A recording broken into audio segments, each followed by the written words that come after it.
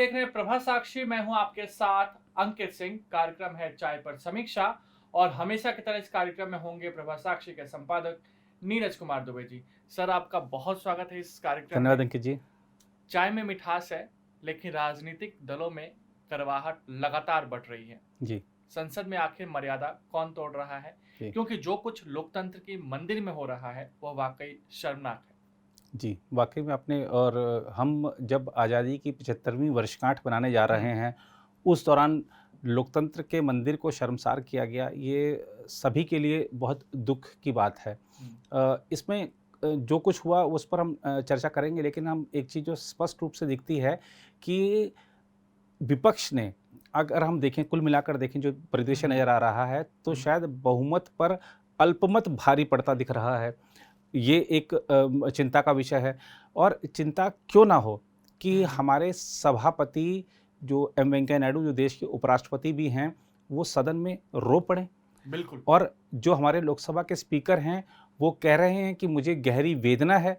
ये मजबूरी दिखाता है कि हमारे लोकतंत्र को कितना लाचार बना दिया है विपक्ष के हंगामे ने। बिल्कुल। सरकार और जो सदन की परंपराएँ हैं, जो सदन के नियम हैं, उससे जो सत्ता में बैठे लोग हैं, वो बंधे हुए हैं।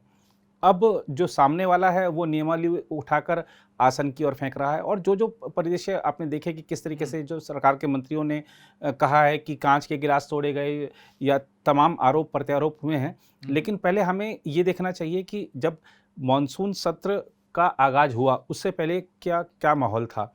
अब आपको ने देखा होगा कि देश में जब कोरोना महामारी अपने चरम पर थी, दूसरी लहर, तब विपक्ष बार-बार मांग कर रहा था कि एक विशेष सत्र का आयोजन हो और इस विशेष सत्र में हम कोरोना महामारी से निपटने के उपायों पर चर्चा करें।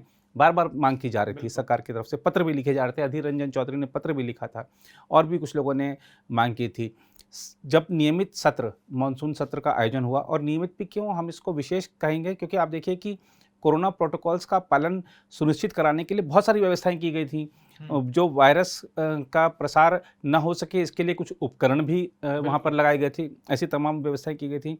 तो ये सत्र से पहले आपने देखा होगा कि जब मानसून सेशन शुरुआत से 1-2 दिन पहले जो बड़े मुद्दे हैं, उन पर जो सरकार के वरिष्ठ मंत्री हैं, उन्होंने विपक्ष के बड़े नेताओं को भरोसे में लिया था। रक्षा मंत्री जी ने ए.के. एंटोनी के साथ बैठक करी, शरद पवार के साथ बैठक करी, भारत-चीन मुद्दे पर उनको जानकारी दी। इसके अलावा और भी जो मंत्री हैं, वरिष्ठ मंत्री हैं, उन्होंने विपक्ष के लोगों को अपने भरोसे में लिया था कि और एक विश्वास दिलाया था कि आपके जो भी मुद्दे हैं, उन पर चर्चा होगी। स्पीकर की जो सर्वदलीय बैठक हुई थी, प्रधानमंत्री की जो सर्वदलीय बैठक हुई थी, उसमें भी यही बात आई थी कि सभी मुद्दे आपके सुने जाएँगे, आपकी बात सुनी जाएगी और सदन चलाना चाहिए हम सभी को, जो भी विषय हों उठाना चाहिए। यही नहीं, प्रधानमंत्री नरेंद्र मोदी ने सत्र के पहले दिन ही अपने पहले संबोधन में उन्होंने यही कह दिया कि आप तीखे से तीखे सवाल पूछिए, लेकिन जवाब देने का हमको मौका भी दीजिए। दुर्भाग्यपूर्ण है कि देश के प्रधानमंत्री को संसद में बोलने नहीं दिया गया। वो मंत्रियों का परिचय तक नहीं करा पाए और उनको मंत्रियों का परिचय संबंधी जो जानकारी थी सदन के पटल पर रखनी पड़ी। तो प्रधानमंत्री को भी नहीं बोलने दिया गया और मंत्री, जब प्रधानमंत्री को नहीं बोलने दे रहे तो मंत्री को कैसे बोलने देते? मंत्री बोल रहे हैं तो उनके हाथ से छीनकर कागज़ फाड़ दिए जा रहे हैं और व्यवधान उत्पन्न किया जा रहा है। जो भी नियम है, आप देखिए कि सबकी परवाह किए बिना किस तरीके से हंगामा हुआ है। लोकतंत्र का मंदिर जो है संसद, वो एक मंच है जनता की आवाज़ उठाने का, लेकिन जनता की आवाज़ दबाने का मंच बना दिया गया। विपक्ष के लोग बार-बार रोज़ हर एक बात कहते हैं कि हमको बोलने नहीं दिया जा रहा है। ये बिल्कुल उलट आप कह रहे हैं, तस्वीर कह रही है कि आप कार्रवाई नहीं चलने दे रहे हैं। तस्वीर कह रही है कि आप कार्रवाई नहीं चलने दे रहे हैं और अब बाहर आके आप कहते हैं कि हमको बोलने नहीं दिया जा रहा। तो देश ने सब कुछ देखा है और जो लोग आज इस खुशफ़हमी में हैं कि हमने सरकार को कामकाज नहीं करने दिया, यदि वो जनता के बीच जाएँ, यदि वो जाकर अपने जो उनकी एक किचन कैबिनेट है, उससे, उस मंडली से बाहर निकलकर ज़रा एक बार जाकर वो सर्वे कर लें, तो ये यही जनभावना है कि विपक्ष ने अपना सेल्फ गोल कर लिया है और प्रधानमंत्री ने भी यही कहा था कि विपक्ष सेल्फ गोल कर रहा है। देश जब इस समय आगे बढ़ रहा है, तरक्की कर रहा है और पदक जीत रहा है, उस समय विपक्ष संसद की कार्रवाई को बाधित कर रहा है। तो सेल्फ गोल तो किया ही, इसमें कहीं कोई दो राय नहीं है। और दूसरा जो अगर हम देखें कि ये जो कुछ भी हुआ है, पूरा हम कह सकते हैं कि मानसून सेशन ही वॉश आउट हो गया। तो अब देखिए कि यदि इन विधेयकों पर चर्चा होती, तो चर्चा में इस सरकार ने इन विधेयकों में क्या-क्या प्रावधान किए हैं, विपक्ष उन पर सरकार को घेर सकता था। हो सकता था कि विपक्ष कुछ ऐसे सुझाव पेश करता जिसको कि सरकार को मानना पड़ता, और कोई भी विधेयक हो, जनता को इंतज़ार रहता है कि उस पर चर्चा कब होगी, क्योंकि बिल्कुल। उस चर्चा के माध्यम से ही उसको उस विधेयक के बारे में सब कुछ समझ में आता है कि इसमें है क्या। क्योंकि आप अगर विधेयक को पढ़ेंगे तो आपके ज़्यादातर जो उसकी सरकारी भाषा जो होती है वो लोगों को समझ नहीं आती है, उसकी जो शब्दावली होती है लोगों को आसानी से वो समझ नहीं आती है। तो बिल्कुल। जब चर्चा होती है तो आम आदमी के लिए सबसे बड़ा एक सरल तरीका होता है समझने के लिए। तो एक बड़ा नुकसान ये हुआ कि लोगों को पता ही नहीं है कि कौन-कौन से विधेयक पास हो गए हाँ। हैं, और आपने हंगामे के बीच में सरकार ने अपने काम करा लिए पूरे, और विपक्ष का जो कह सकते हैं सफलता इसलिए मिल गई उनको कि वो रोज़ मीडिया की सुर्खियों में रहे। तो देखिए, इसमें लेकिन जनता के जनता मुद्दे को भी तो नहीं हुए। जनता के मुद्दे नहीं हुए। अब आप सोचिए कि सरकार की सफलता ये रही कि विधायी कामकाज निपट गया, विपक्ष की सफलता ये रही कि मीडिया की सुर्खियों में जगह मिल गई। जनता का क्या हुआ? जो आपने कहा कि जनता के मुद्दे दबे रह गए। ऐसे कई सारे सांसदों से हमारी बातचीत हुई जो कि अपने क्षेत्र से जुड़े मुद्दे उठाना चाहते थे। बिल्कुल। अब ध्यान आकर्षित करना चाहते थे सरकार का, उनको बोलने का मौका ही नहीं मिला। जो पहली बार चुनकर लोकसभा में आए हैं, उनकी शिकायत ये है कि हम ठीक है, मंत्री को आपने प्रश्न पूछ लिया, मंत्री ने जवाब दे दिया, लेकिन उनको भी एक ये रहता है, एक बड़ा दर्द भी है ऐसे कई सारे सांसदों का कि अब देखिए जिस क्षेत्र की जनता ने उनको निर्वाचित करके भेजा है, वो उनको वहाँ पर दिखाना पड़ता है कि हम संसद में आपके लिए बोले। बिल्कुल। आपके लिए बोले तो आप कहाँ बोले? आप है कोई वीडियो? आपने खाली अखबार में आपके ये बस ये आ गया कि फलाँ सांसद के पूछे गए प्रश्न का जवाब देते हुए मंत्री जी ने ये जानकारी दी। तो वो आपको हर सांसद का ये होता है कि हम अपने जिस क्षेत्र की जनता की नज़र में आए कि हमने आपके मुद्दे उठाए, हम क्योंकि जनता आके आपके सांसद को बताती है, अपने क्षेत्र के सांसद को कि यहाँ पर ये परेशानी है, ये परेशानी है, आप इसको हल कराइए। तो ये एक बड़ा कह सकते हैं कि सांसदों के अधिकारों को भी विपक्ष के हंगामे ने बाधित किया है, और जो कुछ हो रहा है कि हम ये सांसदों के साथ धक्का-मुक्की हुई है, फलाना है, ढिकाना है, ये सब देखिए अब कह सकते हैं कि ये पूरी की पूरी कवायद ऐसी है कि अगर जो उल्टा चोर कोतवाल को डांटे तो कहावत हम नहीं कहेंगे क्योंकि ये माननीयों का विषय है, तो विशेषाधिकार हनन कोई लगा दे, लेकिन हम ये कह सकते हैं कि अगर आपसे गलती हो गई है तो आप बहुत तेज आवाज में बोलिए ताकि आपकी गलती छुप जाए, तो अपनी गलती को छुपाने का प्रयास ये एक लगता है। तो सरकार अपना पक्ष रख रही है, विपक्ष अपना पक्ष रख रहा है, लेकिन देश ने टीवी पर सब कुछ देखा है, देश की जनता के सामने सब कुछ है, और जो विपक्ष घेर रहा है, विपक्ष का काम है घेरना, लेकिन आप देखिए कि जितने भी सर्वे हैं, हालिया सर्वे हैं, जो हमारी अर्थव्यवस्था है फिर से पटरी पर दौड़ना शुरू कर चुकी है। जो लोग हैं, एक हालिया सर्वे आज का ही सर्वे है, उसके अनुसार लोग इस बात से सहमत हैं कि जल्द ही हालात ठीक हो जाएंगे, सरकार पर भरोसा है।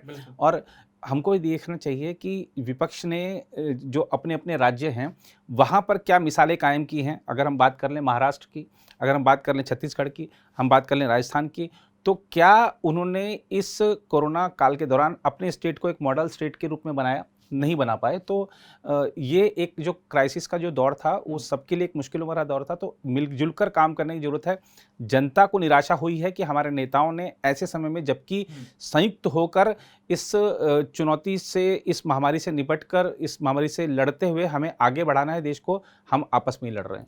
बिल्कुल। और जनता के जो मुद्दे थे, जो हम बार-बार कह रहे हैं, महँगाई पे क्या हुआ, कोरोना को लेकर सरकार आगे क्या तैयारी कर रही है, इस पे क्या हुआ संसद में, शायद आम जनता तक वो बातें नहीं पहुँची सकी। जी। और और ये दुर्भाग्यपूर्ण है। अगर संसद में जिस तरीके से माननीयों का व्यवहार रहा, वो जी। वाक़ई दुर्भाग्यपूर्ण रहा। नहीं, और अब एक ये समय भी है कि हम एक परिपक्व लोकतंत्र हैं, और इस परिपक्व लोकतंत्र में इस तरह के आचरण को बर्दाश्त नहीं किया जाना चाहिए, और एक सदन को चलाने के जो हमारे नियम हैं उनमें भी संशोधन होना चाहिए, और उनको सख्त बनाना चाहिए, और नो वर्क नो पे का सिद्धांत भी हमारे माननीयों पर लागू होना चाहिए।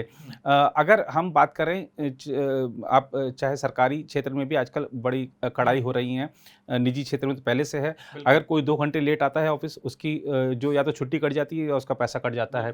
आपकी कार्य उत्पादकता के आधार पर आपका प्रमोशन होता है।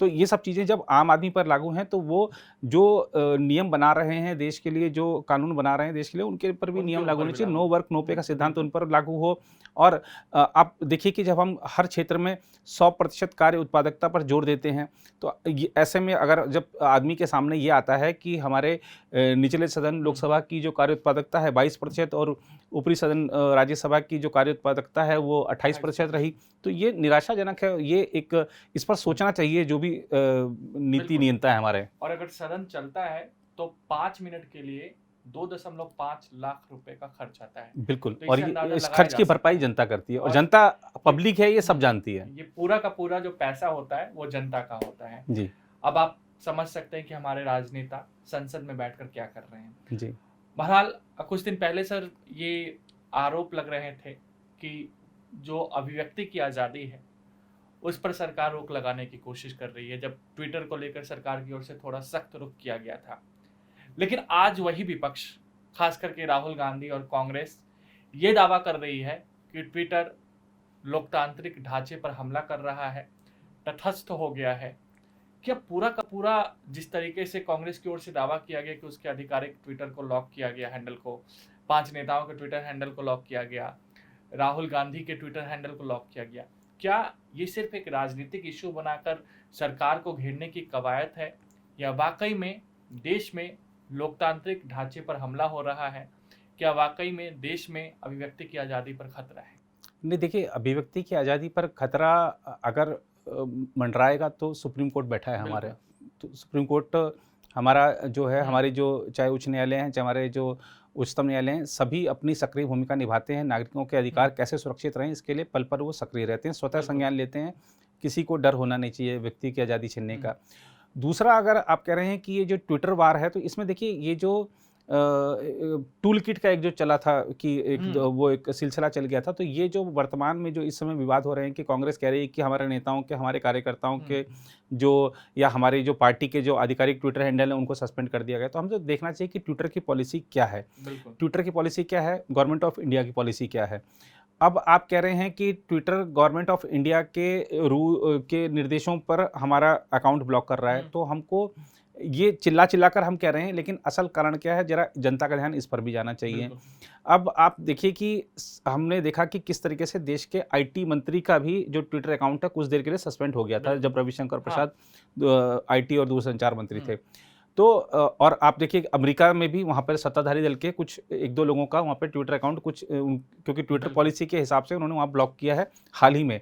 और जो डोनाल्ड ट्रंप का तत्कालीन राष्ट्रपति का तो वो अकाउंट भी निलंबित कर चुके थे, परमानेंटली स्थगित कर चुके थे, तो ऐसा भी उनका किया है। तो हम ये नहीं कह सकते हैं कि हमारे लिए ट्विटर की ये नीति है, वो ट्विटर की वो नीति है। देखिए, जो कंपनियां होती हैं उनकी अपने हिसाब से एक पॉलिसी होती है, हर सरकार की वहाँ की क्या गाइडलाइन है उसको फॉलो जरूर करते हैं, लेकिन अपनी पॉलिसी पर भी वो चलते हैं। आपने ये कहा कि हमारा अकाउंट सस्पेंड कर दिया, लेकिन टूल किट के हिसाब से आपने ट्विटर को ऐसा करने के लिए बाध्य किया ताकि हम सरकार पर आरोप लगा सकें। आप ये जो नियम है सब जानते हैं कि कोई भी ऐसी महिला जिसके साथ अनाचार हुआ हो, जिसके साथ दुष्कर्म हुआ हो, या उसके परिजन की तस्वीर हम नहीं जाहिर कर सकते, उसकी पहचान नहीं जारी कर सकते, उसका नाम नहीं जाहिर कर सकते। उच्चतम न्यायालय की गाइडलाइंस हैं, कई सारी चीज़ें हैं। लेकिन अब राहुल गांधी वहाँ जाते हैं, उन जो बेचारी एक लड़की मारी गई है उसके परिजनों से मिलते हैं, वो अच्छी मात है, लेकिन आपने उसकी माताजी का, उसके परिवार की जो पहचान थी वो जग जाहिर कर दी। ठीक है, आप ये कह रहे हैं कि सोशल मीडिया पर बहुत पहले से मौजूद था, लेकिन आप एक पार्टी के राष्ट्रीय अध्यक्ष रह चुके हैं, आप एक जिम्मेदार नेता खुद को दिखाते हैं, तो आपको जो नियम कानून है हम उनको फॉलो करना चाहिए। अब आपने वो नहीं किया और किसी संस्थान ने शिकायत करी ट्विटर को कि इन्होंने इस गाइडलाइन का पालन नहीं किया है, तो इन पर कार्रवाई हो, तो ट्विटर ने कार्रवाई की है। और जिन संस्थानों ने शिकायत की है उन्होंने ये बात स्वीकारी भी कि हमने किया है। ऐसे ही जब बीजेपी के नेताओं पर कार्रवाई हुई थी तो उस समय कांग्रेस के नेताओं ने ट्विटर को संपर्क किया था कि ये नियमों का उल्लंघन कर रहे हैं, आप इन पर कार्रवाई कीजिए। तो आपकी शिकायत पर कार्रवाई हो जाए तो वो जनहित में है, और उनकी शिकायत पर कार्रवाई हो जाए तो वो अभिव्यक्ति की स्वतंत्रता को खतरा है। तो ये डबल स्टैंडर्ड्स हैं, इनको जनता को समझना चाहिए। देश और जनता समझ रही है ये सब चीज़ें। ऐसा नहीं है कि देखिए हर नेता को ये खुशफहमी रहती है कि शायद मैं जो कर रहा हूँ वो ठीक है, और क्योंकि उसके साथ जो लोग बैठे हुए हैं वो यही बता रहे हैं कि सर आप ठीक कर रहे हैं, तो उसको लगता है कि मैं ठीक कर रहा हूँ। तो लेकिन जनता है, पब्लिक है, सोशल मीडिया का ज़माना है, हर व्यक्ति सब कुछ जान रहा है, सबके पास स्मार्टफोन है, सब जानते हैं कि ये क्या टूल किट चल रहा है, और आरोप प्रत्यारोप अभी ये बढ़ेंगे। सारी लड़ाई देखिए, सारी लड़ाई अगर हम देख लें तो विपक्ष का नेतृत्व हासिल करने की है इस बिल्कुल। समय।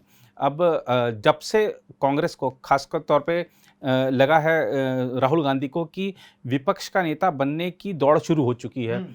सत्ताधारी दल का नेता तो चलिए जब बनेंगे, लेकिन विपक्ष का नेता कौन होगा इसकी दौड़ चल रही है। शरद पवार ने अपने घर पे सभी पार्टियों की मीटिंग बुला ली, तो और शिवसेना ने भी कह दिया कि शरद पवार के नेतृत्व में आगे बढ़ना चाहिए। ममता बनर्जी दिल्ली आ गई, उन्होंने कहा कि मैं अब दिल्ली आती रहूंगी, हर दूसरे महीने में आऊंगी। और अभी राहुल गांधी के नेतृत्व में जो विपक्षी दल एकजुट हो रहे हैं उसमें तृणमूल कांग्रेस नहीं जा रही है, क्योंकि ये साफ कर दिया उन्होंने कि हमारी नेता वही रहेंगी।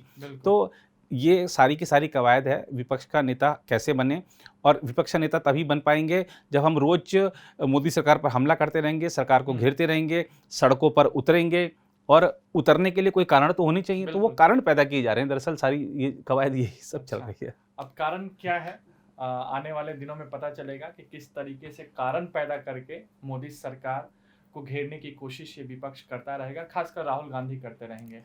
खैर, आज का चाय पर समीक्षा कार्यक्रम आपको कैसा लगा हमें कमेंट बॉक्स में जरूर बताइए। आज के लिए इतना ही। मुझे यानी अंकित सिंह और प्रभा साक्षी के संपादक नीरज कुमार दुबे को दीजिए इजाजत। नमस्कार। और आप सभी को स्वतंत्रता दिवस की बहुत बहुत शुभकामनाएं।